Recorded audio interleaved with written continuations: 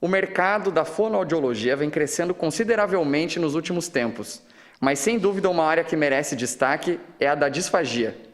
Estar apto a solicitar exames para diagnósticos dos distúrbios da deglutição, serviços de fonoaudiologia hospitalar e atuar em equipes multidisciplinares são as diversas opções para você que está escutando esse podcast e tem interesse em se especializar em disfagia.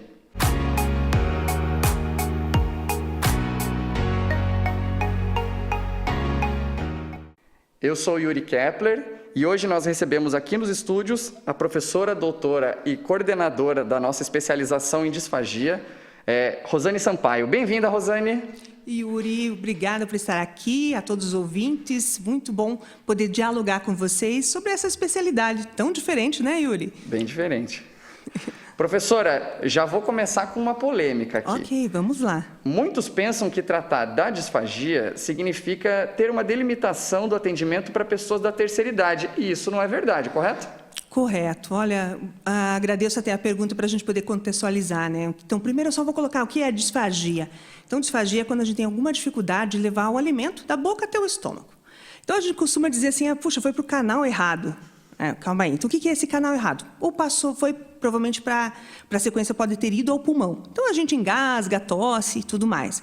É claro que a população idosa, ela está mais presente com ela um número de doenças. Então, nós encontramos a disfagia na população idosa como um sintoma de outras doenças. Então, nós temos mais doenças, mais AVC, a presença do Parkinson, Alzheimer e vários outros fatores. Mas a disfagia nós trabalhamos desde o recém-nascido. E é interessante que a gente tem um olhar para o recém-nascido, principalmente quando ele é prematuro, em relação a que esse sistema digestório ele ainda não está maduro. Então, o fonoaudiólogo está lá dentro da unidade de terapia intensiva e é ele que vai direcionar e transitar a possibilidade da dieta via oral. Então, ele permeia recém-nascido, né, pré-termo, em todos os ciclos de vida. E é interessante que a disfagia, por muito tempo, a gente não tinha esse olhar. Sim. Ela é uma especialidade nova, Yuri. Ela foi estabelecida como especialidade em 2010. Então, se a gente for olhar para a ciência da medicina, da fonoaudiologia, é muito recente. Mas, hoje, a gente sabe o impacto social e econômico que tratar desse sintoma pode trazer de impacto no sistema público de saúde, o sistema geral de saúde. Muito legal. E para atuar com disfagia dentro dos hospitais, a especialização é obrigatória? Bom, nenhuma especialização é obrigatória, mas todas têm especializações que são requeridas em alguns processos. Atualmente, sempre dentro dos hospitais, o que a gente observa é que tem sido feita a solicitação de entendimento da disfagia. Por quê? Porque a disfagia é um dos carros-chefes dentro do hospital. Sim. Não é só da disfagia que a gente atende, quem atua no contexto hospitalar tem outros segmentos, mas a grande demanda atual e o entendimento permeia pela questão de diagnosticar a disfagia. Yuri, assim, um paciente fez uma cirurgia cardíaca, se ele não tiver uma avaliação do fonoaudiólogo, o risco dele fazer uma broncoscopia, uma broncopneumonia, é muito grande. Então, assim, o que a gente vê aqui, AVC, o paciente sai da situação do AVC, mas o risco de mortalidade, morbidade, em função da disfagia, é a maior causa de mortes. Entendi. Então, isso não tem como, hoje, qualquer instituição, não só no hospital, isso que é interessante, né? Sim. As instituições que atendem crianças, idosos, adultos, atendam as diferentes doenças que possam acarretar. Sim. A gente tem o câncer, a gente tem as doenças neurológicas, os traumas. As doenças neurológicas e as doenças mecânicas, né, como o câncer, podem levar a uma disfagia orofaríngea. Sim. Interessante isso. Realmente é o que a gente vem tratando aqui, episódio após episódio, né? É uma evolução, é um estudo, uma coisa que aparece como uma evolução da profissão, né? Isso. A gente vai entendendo as necessidades das pessoas, né? E conseguindo cada vez mais ser suficiente, digamos assim, né? Para atender a essas necessidades, né? Uma demanda, né? Yuri, muito interessante isso que você traz. Olha, em nosso entendimento, eu me formei há 25 anos Sim. atrás, eu não tive esse olhar da especialidade. Eu fui atuar dentro do hospital e fui aprender com um colega, um grande médico da cidade, que trouxe primeiros livros. Estava saindo o primeiro livro de disfagia no Brasil, Nossa. Yuri. Então, para nós, era tanto quanto a gente fala, o que é disfagia? E eu tenho feito muito isso de a gente comentar. O impacto social e econômico. Para você ter uma ideia, um paciente que interna com disfagia, ele aumenta o custo em $16 mil para o sistema. Se ele tem uma pneumonia, vai para $27 mil. Bom, aí já cabe a possibilidade, ou a exigência, ou a necessidade, vamos dizer, da presença do fonoaudiólogo. Sim. E na disfagia, a gente trabalha com o que a gente chama de protocolo de broncoaspiração, que é a equipe multiprofissional. Fono, enfermagem, médico, e normalmente quem é o carro-chefe desses protocolos hoje, e isso é obrigatório em qualquer contexto hospitalar, é o fonoaudiólogo. Que legal. Então isso vai muito de encontro, na verdade, essa fala com a minha próxima pergunta, que é assim: você comentou que é uma área nova, é algo que está crescendo cada vez mais, está tendo um grau de importância cada vez maior, né? Como está o mercado de trabalho para essa área? Puxa, eu vislumbro esse mercado crescente já há muitos anos. Sim. Então, quando eu entrei, eu fazia uma área, eu lembro que eu já estava envolvida, e quando eu percebi a expansão e o entendimento da fonoaudiologia e da área médica, da arte em si, da saúde em relação à questão da disfagia, é nítido um mercado necessário. Então, o que a gente tem hoje? Vamos pensar na nossa população. Nós, a cada vez mais, conseguimos ter a prematuridade e salvar essas crianças. Então, a medicina, hoje, com o avanço, permite que essas crianças tenham sobrevida, mas elas precisam ganhar peso, tentar o aleitamento materno, buscar. Infelizmente, os traumas que a gente tem, automóveis, levam a lesões neurológicas. A nossa população está envelhecendo, nós estamos envelhecendo de uma certa forma, o envelhecimento faz parte, mas temos tido um período maior. Então, essas doenças estão mais presentes.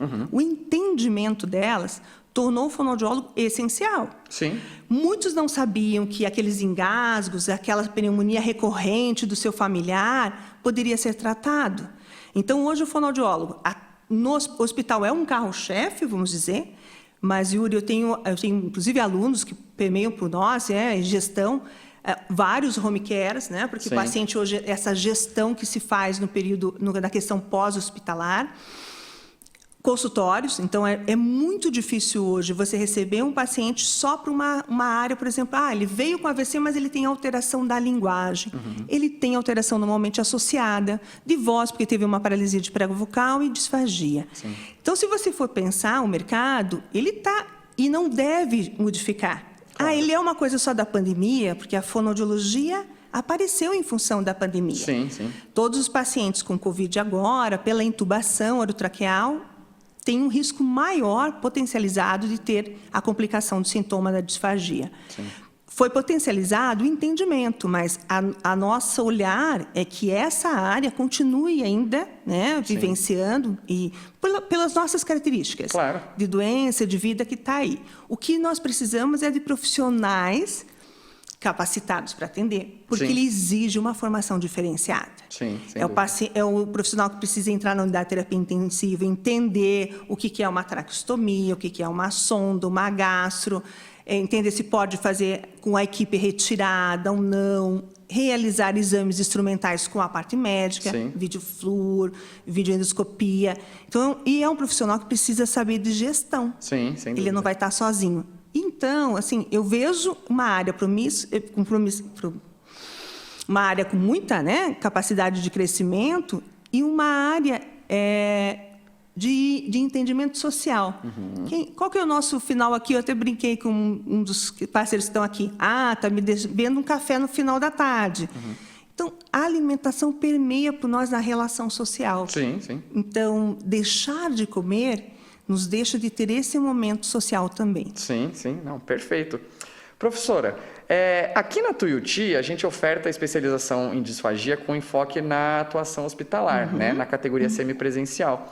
Como vão funcionar essas aulas? Porque é uma modalidade que é um pouquinho diferente, Então, Nós, com a pandemia, acho que a gente teve um entendimento que era possível Sim. permanecer com alguns processos de forma remota e outros processos precisam ser presenciais. Então, o que nós consideramos para esse curso nas próximas edições? Ele permanece com as aulas remotas, até porque a gente tem muitos docentes oriundos de outras cidades. Nós temos buscado sempre um nicho de professores com maior nível de conhecimento das áreas específicas dentro da disfagia. E a questão presencial é porque nós temos os estágios dentro do hospital. Sim. Eu acredito que a formação dentro da especialidade de disfagia é muito importante, a vivência no ambiente hospitalar. Sim, sem dúvida, sem dúvida. E quais são os principais diferenciais da nossa especialização? Eu trago 3 componentes bastante importantes. Nós temos uma grade curricular muito pensada em levar esse profissional preparado a encarar o mercado de trabalho. Então, Yuri, nós temos 100% do nosso aluno, ele se adere ao mercado de trabalho na área, né? Porque a área está carente, inclusive, de profissionais formados. Então, nós temos uma grade curricular bastante voltada a essa formação. Nós temos um corpo docente de alta excelência, nós temos procurado sempre trazer profissionais com níveis, com referência na área, e os nossos estágios hospitalares. Sim. Sempre foi um grande diferencial. A possibilidade desse aluno ter a tutoria, a monitoria de um docente que tem essa capacidade em hospitais de referência em Curitiba, para poder fazer sua formação e retornar aos seus centros e desenvolver o seu trabalho. Muito legal. Eu acho que se a gente pudesse, ia ficar horas conversando, porque é um assunto novo e tão novo para mim e acho que para muita gente que está escutando, né? E é muito interessante. Eu acho muito legal que a Tuiuti realmente é o que a gente vem falando a cada episódio, né? A gente vai investindo cada vez mais no que tem de novidade no mercado, nas novas possibilidades. A gente não fica parado no tempo, né? Eu acho que isso é o principal. E é tão novidade, mas olha, Yuri, eu só vou fazer para a gente poder fechar um pouquinho. Porque nós estamos deglutindo bem. Você deglute 1 vez por minuto, em torno de 600 a 1.000 vezes por dia. Nossa. Você produz 2 litros de saliva, precisa engolir. Só que como isso está bem, nós não paramos para pensar. Sim. Mas se você tiver uma alteração, isso vai ser muito significativo na vida do outro. Sem dúvida, sem dúvida. Professora Rosane, muito obrigado pela sua participação aqui no Fala Tuiuti. Eu agradeço a oportunidade de estar esclarecendo um pouquinho mais essa área tão importante da fonoaudiologia. Obrigado. Bom, esse foi o Fala Tuiuti de hoje. Não percam os próximos episódios. E se você tem alguma sugestão de pauta, manda um e-mail para a gente, imprensa@utp.br. Esse podcast é um canal de comunicação da Universidade Tuiuti do Paraná, apresentado por mim, Yuri Kepler, roteiro e produção Amanda Macedo, identidade visual Leandro Padilha, edição Edson Vaz, o Rochinha e Marcelo Reis, finalização Laboratório de Som e Imagem da Tuiuti. Muito obrigado, até a próxima!